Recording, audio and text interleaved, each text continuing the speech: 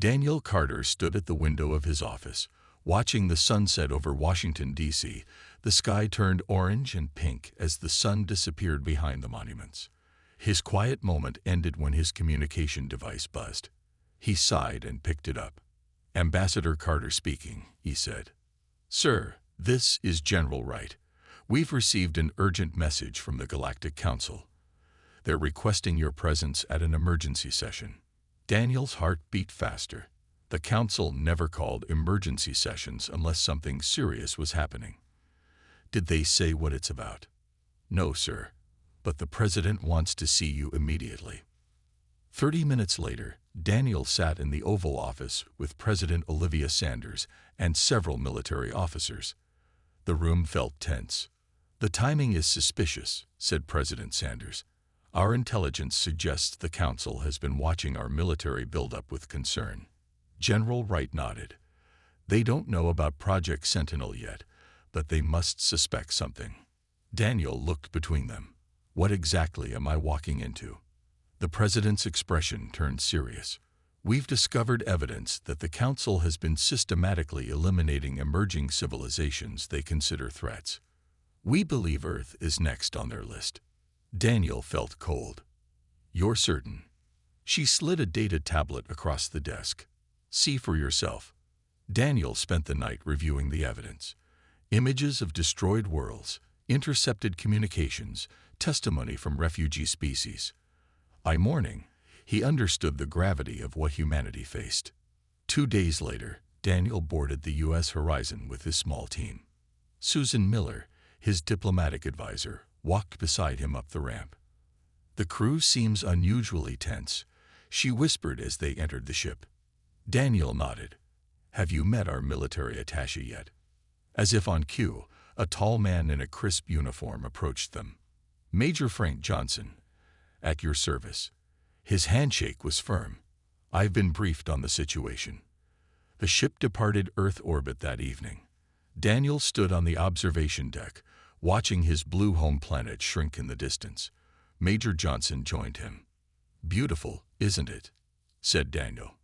"Worth protecting," Johnson replied.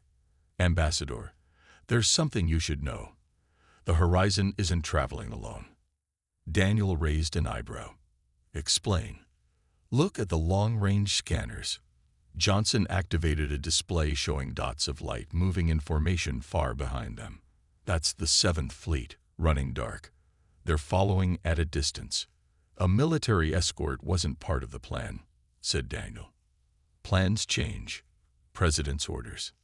During the week-long journey to the Celestial Nexus, Daniel noticed more unusual activity. Encrypted messages arrived hourly. Military personnel moved throughout the ship with purpose. When he asked questions, he received vague answers. Susan found him in his quarters the night before their arrival. "Something big is happening," she said. "The crew knows it. I can feel their anxiety." Daniel nodded. "And no one's telling me the full story." "Maybe they think you'll be more convincing if your reaction at the Council is genuine. Or maybe they don't trust me with the whole plan." The U.S. Horizon dropped out of faster-than-light travel with a gentle shudder. Through the view screen, Daniel saw the Celestial Nexus for the first time. The massive space station shimmered like a jewel against the darkness, with ships from 100 worlds docked at its spires. "It's beautiful," Susan whispered. Major Johnson's face remained stoic. "Don't let the pretty exterior fool you. That station houses the most dangerous political body in the galaxy." As they prepared to dock, Daniel received one final message from Earth. It contained just 5 words. "The decision is yours, Ambassador." He didn't know what decision they meant, but as the airlock opened and his team prepared to enter the Celestial Nexus, Daniel Carter felt the weight of humanity's future on his shoulders. Daniel stepped through the airlock into the Celestial Nexus, with Susan and Major Johnson close behind. The air smelled different here, cleaner, with a hint of something floral that wasn't quite familiar. A small delegation waited for them, led by a tall, blue-skinned being with 4 arms. "Ambassador Carter," the alien said with a slight bow. "I am Zexvar, Junior Liaison to the Council. Welcome to the Celestial Nexus. Daniel noticed immediately that no senior representatives had come to greet them. This was unusual and likely deliberate, a subtle insult. "Thank you for the welcome," Daniel replied politely. "We're honored to attend this emergency session." "Yes, quite." Zexfar's upper eyes blinked rapidly. "Your quarters have been prepared. The session begins tomorrow." As they followed Zexfar through the massive corridors of the station, Daniel observed the other species they passed. Many turned away when they saw humans. Others whispered to each other. Susan moved closer to Daniel. "They're afraid," she whispered. "But not just of us. Something has them all on edge." The human delegation was given a small suite of rooms in the outer ring of the station, far from the council chambers and diplomatic centers. Another subtle message about Earth's status. Once alone, Major Johnson activated a device that scanned for listening equipment. "3 bugs," he said after a moment. "Amateur work." He left them in place, but turned on a small jammer that would feed false conversations to anyone listening. "Now we can talk," he said. "Ambassador, I've been instructed to brief you on the current situation." Daniel sat down. "Finally. 3 days ago, we lost contact with our colony on Proxima Centauri V. Then our outpost on Ta City E went dark.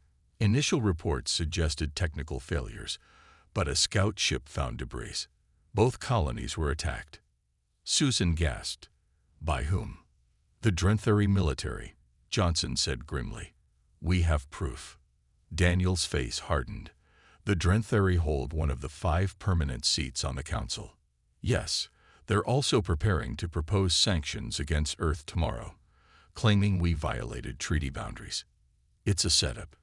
Later that evening, a soft knock came at their door. Johnson drew a concealed weapon while Daniel answered. A small alien with gray skin and large eyes stood there, looking nervous. "Ambassador Carter." "I'm Nix. I work in station maintenance." The alien glanced around fearfully. "May I come in?" Quickly.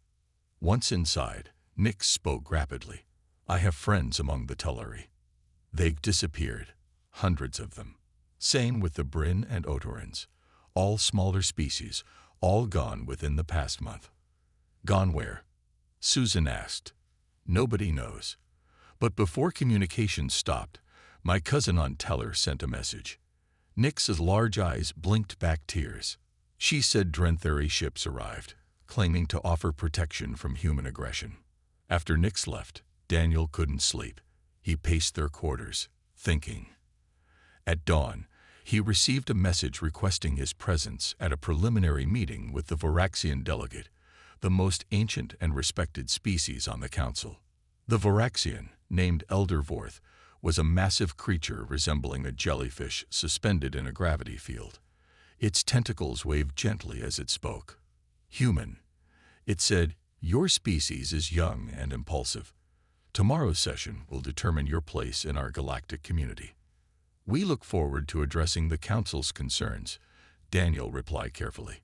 "The wise path would be acceptance," Elder Vorth continued.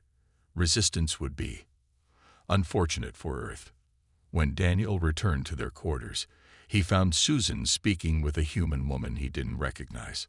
"Ambassador, this is Linda Walsh," Susan said. "She works in council records." Linda handed Daniel a data chip. "I've been undercover for 2 years. You need to see this before tomorrow's session." The chip contained thousands of classified council documents. Daniel spent hours reviewing them, his expression growing darker by the minute.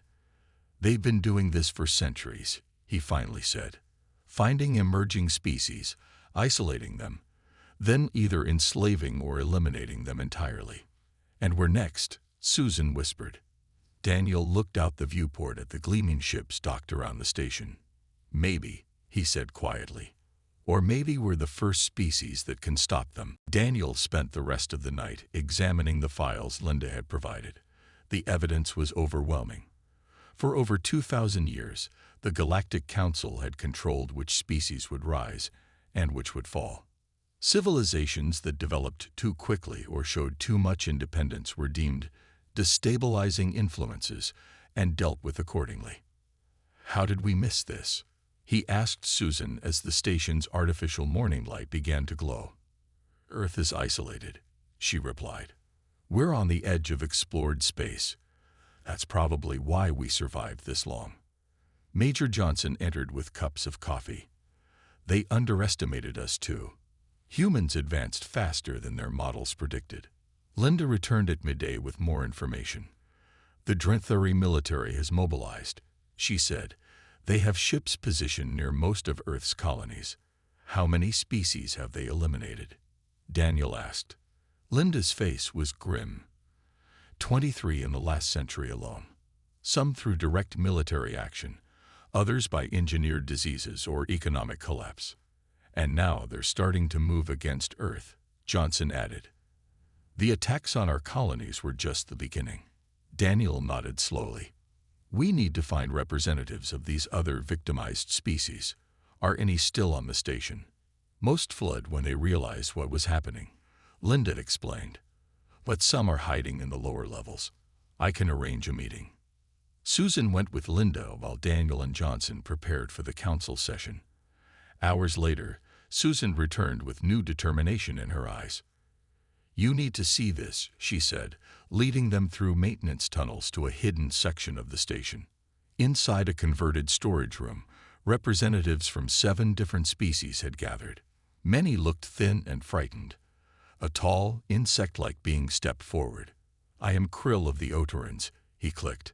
"We were once 50 billion strong across 12 worlds. Now we number less than 1 million, hiding in caves and asteroid belts."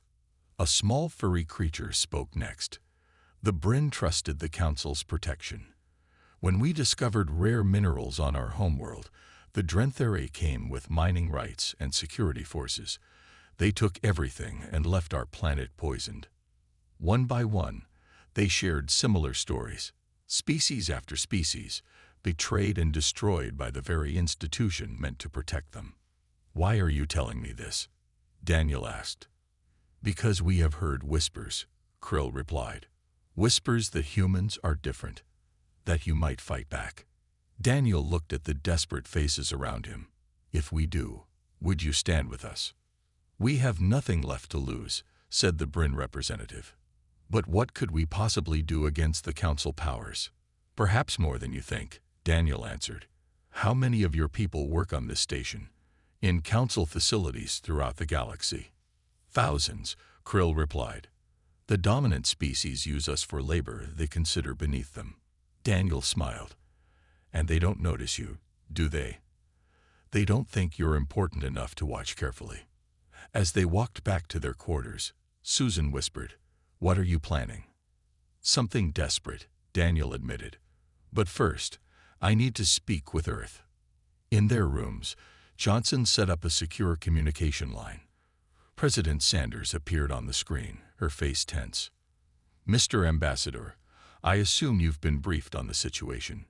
"Yes, Madam President, and I've discovered more.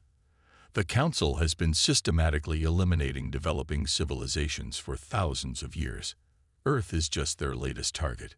The President nodded grimly. "Then our intelligence was correct. Have you made your decision?" Daniel took a deep breath. "I have. But I'll need complete authority to act on behalf of Earth." "You have it," she replied without hesitation. "Project Sentinel is ready. The fleet is in position. We just need your signal." "And if this leads to war?" Daniel asked quietly. President Sanders' eyes were hard. "Then we give them a war like none they've ever seen." After the call ended, Daniel turned to his team. "Get some rest. Tomorrow, we change the course of galactic history." The Grand Council chamber was enormous. Its domed ceiling sparkled with tiny lights arranged to show the galaxy's major star systems. 200 representatives from different species sat in rising tiers around a central speaking platform. Daniel, Susan, and Major Johnson entered through the lower doors, drawing stares and whispers. "The human delegation is seated in Section 12, announced a computerized voice. Section 12 was in the furthest ring, a clear statement of Earth's low status. Daniel nodded politely to nearby representatives as they took their seats. Many looked away. "The emergency session of the Galactic Council is now in session," boomed a deep voice. High Speaker Zorik of the Phyraxian Collective will address the assembly. The massive jellyfish-like creature Daniel had met earlier floated to the central platform. Its translucent body glowed with shifting colors. "Esteemed representatives," Zorik began, "we face a crisis. For thousands of years, our council has maintained peace and balance. Now, a young species threatens that balance through aggressive expansion and unauthorized military development." Images appeared in the air above the platform. Human ships, space stations, and colonies. The species known as humans have violated 16 different treaty provisions in just 5 years, Zorik continued. Their rapid technological advancement and militant tendencies pose a destabilizing threat to this entire sector. Susan leaned close to Daniel. "They're painting us as warmongers." Daniel nodded slightly. "Notice which representatives are missing." Indeed, many seats stood empty, all belonging to smaller, less powerful species. The Drenthari representative spoke next, a tall reptilian being with gleaming scales. "We have evidence that humans are developing weapons of mass destruction and positioning military assets near Council-protected zones. Most concerning, they refuse to share their technological advances as required by membership statutes." One by one, representatives from major powers spoke against Earth. Some seemed genuinely concerned, others clearly following a prepared script. Daniel watched carefully, noting which species remained silent. In response to these violations, Zorik announced, "The Council proposes the following measures. First, human expansion will be restricted to their home system. Second, all military vessels beyond their solar system must be surrendered for decommissioning. Third, Earth will accept Council supervisors to monitor compliance." Murmurs of approval filled the chamber. "These measures are not punitive," Zorik continued, "but necessary for galactic stability. The human representative may now respond." All eyes turned to Daniel as he stood and walked calmly to the central platform. He could feel the weight of the moment, knowing that billions of lives would be affected by his next words. "High Speaker Zorik, honored representatives," Daniel began, his voice steady. "Earth appreciates the Council's concern for galactic stability. We too value peace." Relief visibly spread through the chamber. The Council members had expected resistance, but were pleased by this apparent cooperation. "Before I address the proposed measures," Daniel continued, "I'd like to share some information that may provide important context." He pressed a small device in his pocket. Instantly, the chamber's display screens changed. Images appeared showing Drenthari warships attacking human colonies. Documents detailing the destruction of 23 civilizations scrolled across other screens. "What is this?" Zorik demanded, tentacles writhing in agitation. "Evidence," Daniel replied simply. "Records from your own classified archives showing the systematic elimination of developing species over the past 2,000 years." Chaos erupted in the chamber. Some representatives shouted denials. Others sat in shocked silence as more evidence appeared on their screens. "This is outrageous," the Drenthari representative hissed. "These are fabrications. They are your own records," Daniel responded calmly. "And we have more, much more." He touched his device again. New images appeared showing the recent destruction of the Bryn homeworld, the enslavement of Otoran populations, and dozens of other atrocities, all sanctioned by Council leadership. When the uproar finally subsided, Daniel spoke again, his voice now carrying throughout the stunned chamber. "For centuries, the powerful members of this council have decided which species may rise and which must fall. That ends today." The council chamber fell completely silent. Daniel stood tall on the central platform, his gaze steady as he looked at the gathered representatives. No one dared to speak. For too long, the powerful members of this council have decided the fate of younger species, Daniel continued. "You present yourselves as protectors of peace, but you are its greatest enemies." Zorik's tentacles twisted in anger. How dare you make such accusations? The Council has maintained order for thousands of years. Order? Daniel's voice grew stronger. Is that what you call the destruction of 23 civilizations? The enslavement of billions? The deliberate sabotage of developing worlds? He pressed another button on his device. A new hologram appeared, showing a map of the galaxy with red dots marking dozens of worlds. These are the planets where life was developing before Council intervention. Some were bombed back to the Stone Age. Others had their ecosystems destroyed. Many were simply sterilized completely. The smaller Council representatives looked at each other in confusion and growing horror. Many had never heard these accusations before. The human lies, shouted the Drenthari representative. This is a trick to avoid our just sanctions. Daniel smiled slightly. If I'm lying, then explain why your fleets are currently positioning themselves near Earth colonies. Explain why you've already attacked 2 of our outposts. He turned to address the entire chamber. I speak now not just for humanity, but for all species who have suffered under Council tyranny. The Otorans, the Bryn, the Tellari, all reduced to refugees or slaves by your policies. At that moment, doors around the chamber opened. Representatives of the missing species entered, led by Krill and others Daniel had met in secret. They took their places in the empty seats, ignoring the protests of Council security. Earth was meant to be your next victim, Daniel said. But we discovered your plans, and unlike those who came before us, we prepared. Daniel took a deep breath.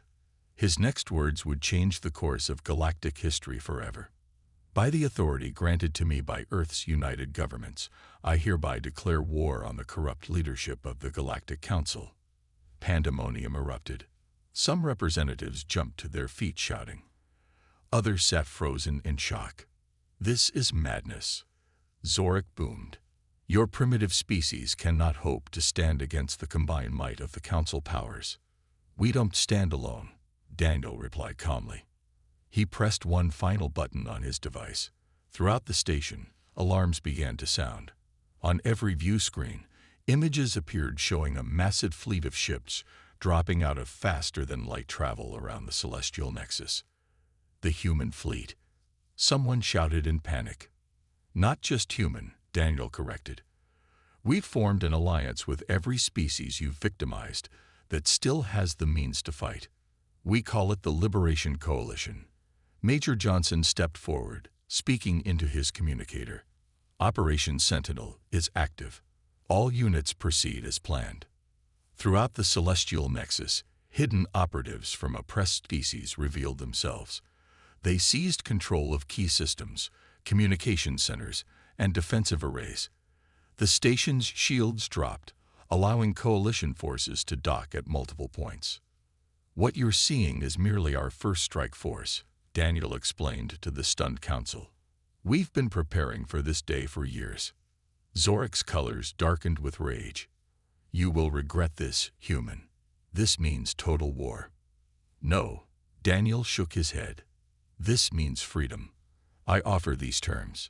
The current Council leadership will step down immediately. All enslaved worlds will be liberated.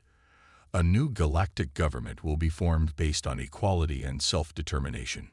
He looked around at the representatives. Any species that joins our coalition will be welcomed as equals. Those who stand with the corrupt leadership will face the consequences.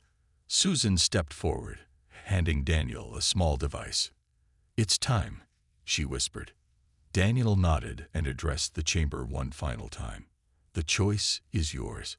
Join us in building a better galaxy, or defend a corrupt system that deserves to fall. You have 1 hour to decide. The hour that followed Daniel's declaration was filled with chaos. Council representatives hurried to contact their governments. Security forces clashed with coalition operatives throughout the station. Daniel and his team were escorted to a secure command center that had been quickly established in a captured section of the Celestial Nexus. Admiral Brooks reports all primary targets secured, Major Johnson announced, studying a holographic display. The Drenthari fleet is mobilizing, but they seem confused by our sudden appearance. Susan monitored communications. 17 species have already declared for our coalition, mostly smaller powers, but it's a start. Linda rushed in with a data tablet. The Zith Collective is calling for an immediate ceasefire and neutral talks. They're breaking with the Varaxians and Drenthuri. Daniel nodded. This was significant. The Zith were one of the 5 permanent council powers. Their advanced technology and strategic position made them valuable allies or dangerous enemies.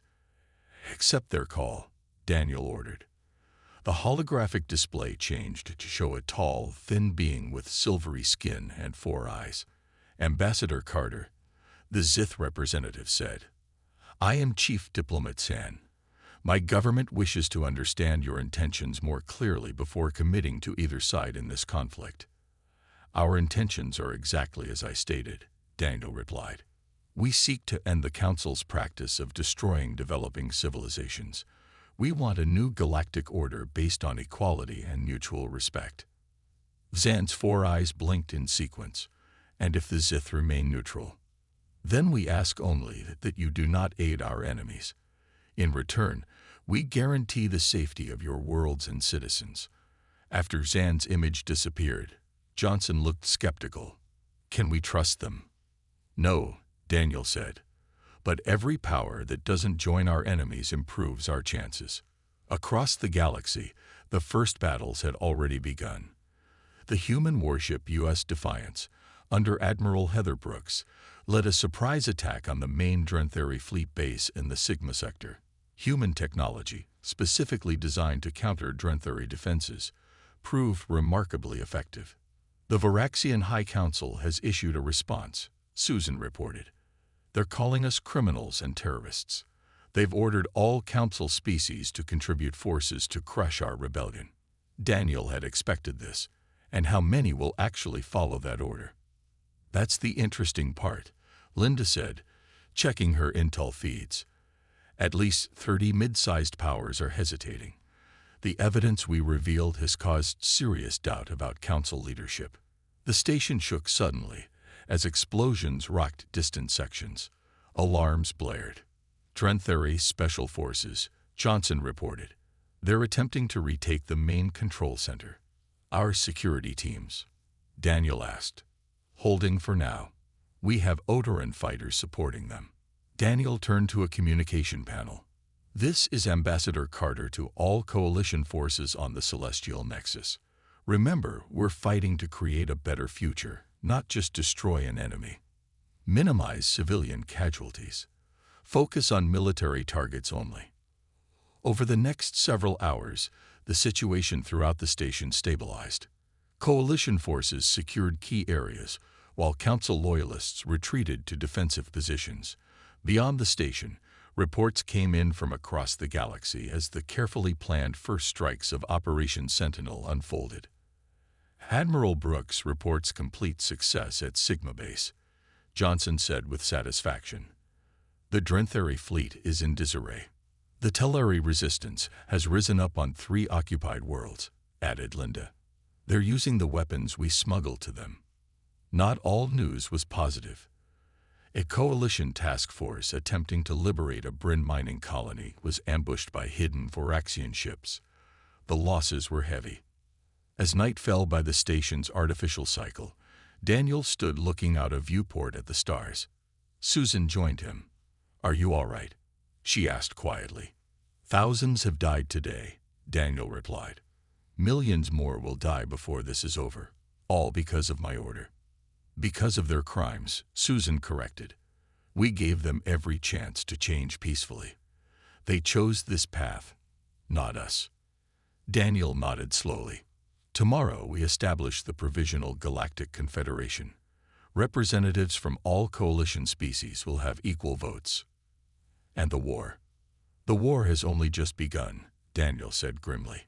"But for the first time, in thousands of years, the oppressed species of this galaxy have hope. That's worth fighting for." 1 month after the declaration of war, Daniel sat at the head of a large table in what had once been the Council High Chamber. Representatives from 47 species now filled the seats. The Provisional Galactic Confederation had grown quickly as more victims of Council oppression joined the cause. The Voraxians have withdrawn from the Pellerin sector, reported Krill, who now served as the Otoran military liaison. Our forces have liberated 3 of our former colony worlds. The cost was high, added a human general. We lost 17 ships in the battle. Daniel nodded solemnly.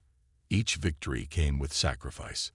The Confederation forces were brave and determined, but they faced enemies with thousands of years of military experience. The Zith remain officially neutral, Susan said, but our intelligence suggests they're secretly providing medical supplies to coalition worlds. They're testing the waters.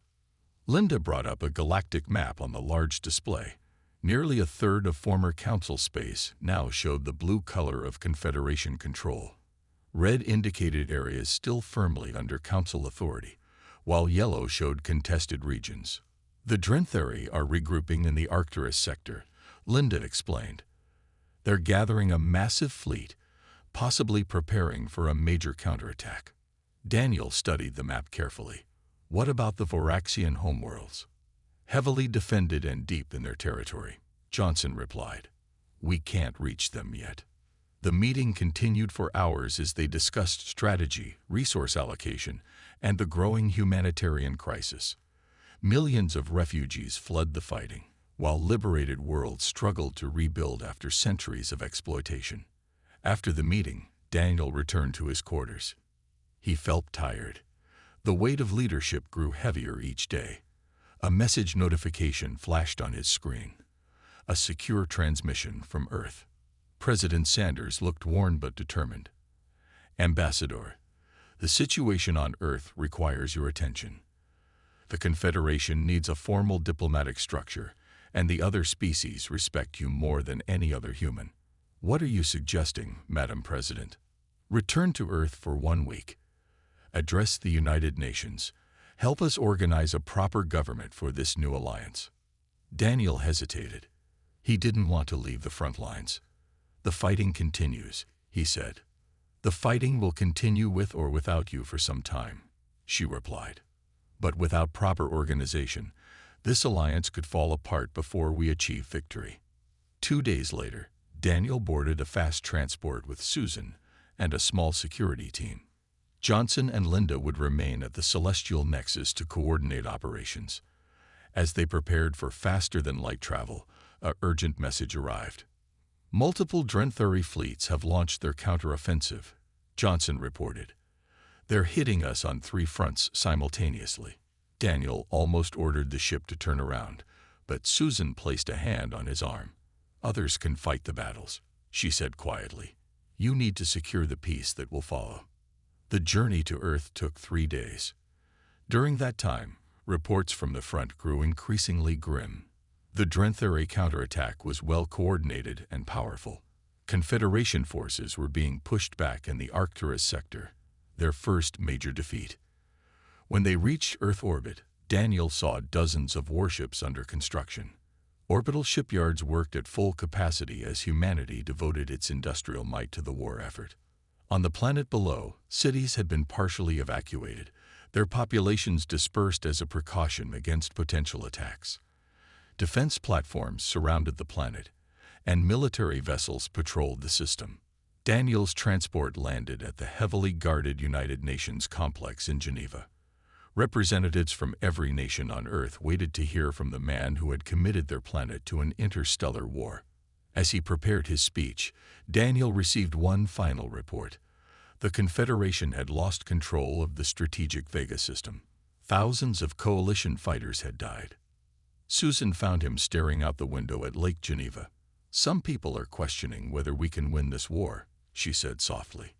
We knew it wouldn't be easy, Daniel replied. The Council powers have ruled the galaxy for millennia. They won't surrender quickly. And if we lose? Daniel turned to face her. Then humanity goes extinct, along with every other species that stood with us. That's why failure isn't an option. He looked down at his speech notes.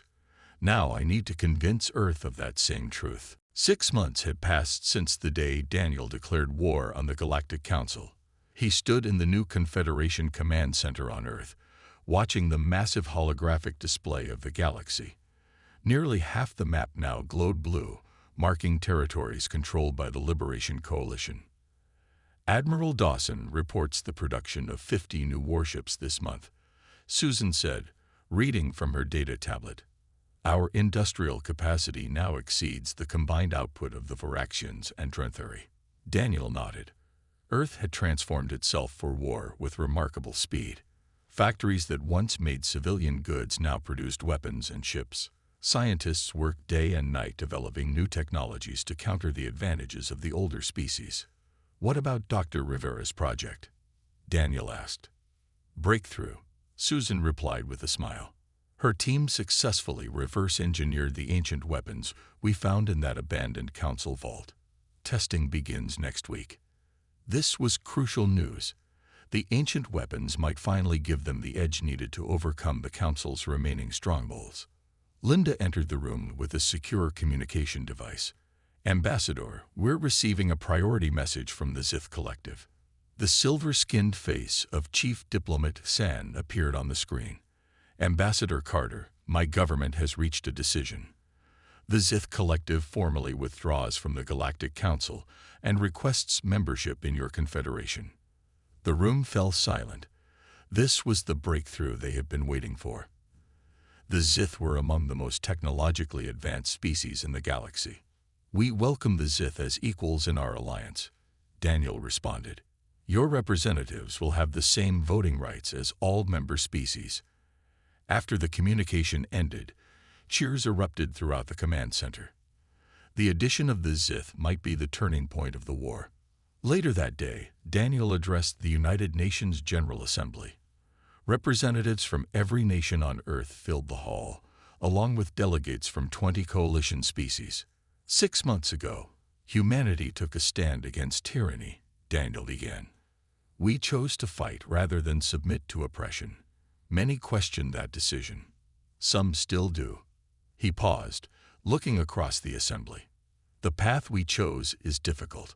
We have lost brave soldiers in battles across the stars. We have seen colonies destroyed and civilians displaced. The council powers are ancient and powerful, and they fight with the desperation of those who fear losing their privileged position. Images appeared on screens around the hall, devastated worlds, refugee camps, but also liberated planets where former slaves now walked free. But we are winning, Daniel continued, not just militarily, but morally. With each world we free, with each species that joins our cause, we prove that a different kind of galaxy is possible. One built on cooperation rather than domination. He touched a control, and the galactic map appeared behind him. Today, the Zith Collective has joined our alliance. Their scientists, their ships, and their resources now stand with us. The council is crumbling from within. The assembly burst into applause. The war is far from over, Daniel cautioned when the noise subsided. The Varaxians still control their core systems. The Drenthari forces remain dangerous. But for the first time, we can see the path to victory. After the speech, Daniel met with President Sanders in a quiet room away from the crowds. The Drenthari have requested secret peace talks, she informed him. They're willing to abandon the Varaxians if we guarantee their territory. Daniel shook his head. No separate peace. They must acknowledge their crimes and agree to reparations for the species they've harmed. That's a hard line, Daniel. It's the only line that honors those who've died for this cause. As evening fell, Daniel walked alone in a garden outside the UN building. Susan found him there, gazing at the stars. Thinking about what comes next, she asked. Yes, he replied. Winning the war is only the beginning. Building a just galaxy afterward, that's the real challenge. Susan smiled. If anyone can do it, humans can. Daniel looked up at the night sky, where thousands of ships fought among the stars. Not just humans, he corrected. All of us together. That's the whole point. Above them, a shooting star blazed across the heavens. Not a star at all, but a Confederation vessel returning home. a symbol of hope in a galaxy that, for the first time in millennia, dared to dream of freedom.